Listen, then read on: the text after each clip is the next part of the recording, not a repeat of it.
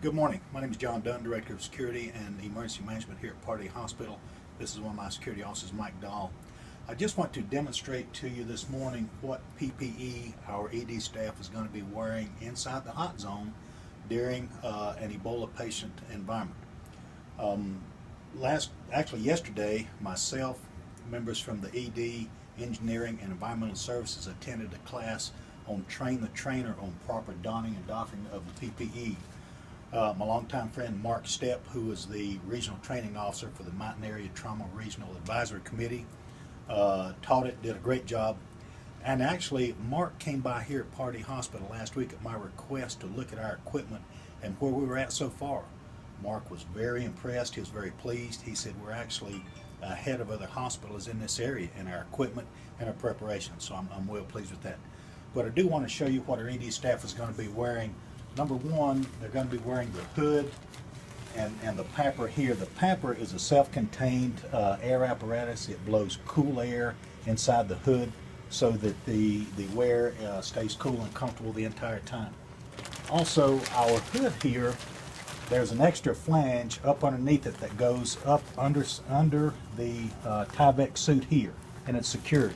We have duct tape here going all the way down, covering up the zipper. And then we have the shoulder shroud right here. There's no body parts that are exposed. Right here, we have double gloves. We have the duct tape here for a great seal on both wrists, of course. Down here at the legs, we have double boots, and we have the duct tape sealed right here. So we are very well protected all the way. One thing we learned at training yesterday, one of the nurses that was contaminated, she got a droplet of sweat up on her cheek near her eye, and instinctively she reached up and wiped it away, and as soon as she did it, she realized that she was infected, so she immediately put herself in isolation. With the PPE that our ED staff is using, this can't happen. Number one, the cool air up around the head is going to keep them from sweating, and number two, if they do get an itch or something, they instinctively reach up.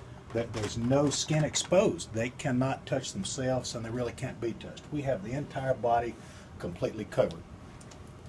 We received some great training for doffing, which is really critical, because if there are any body fluids on the outside of here, the first thing we will do, we will wipe this down with bleach, and we have a bleach solution that the personnel will put their hands in and their feet in.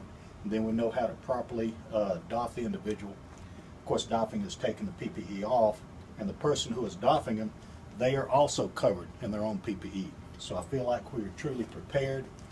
Also, when Mark came by and looked at our inventory, we have 20 of these PAPRs, we have 20 of these hoods, and he was impressed as well as surprised, because very few hospitals have just a couple of these PAPRs, so we're really in good shape. And these hoods can be reused, or if need be, we can throw them away. So we're in good shape. But I really just wanted to bring this to your attention to let you know that we as well as a regional director, feels like Pardee is well prepared. Thank you.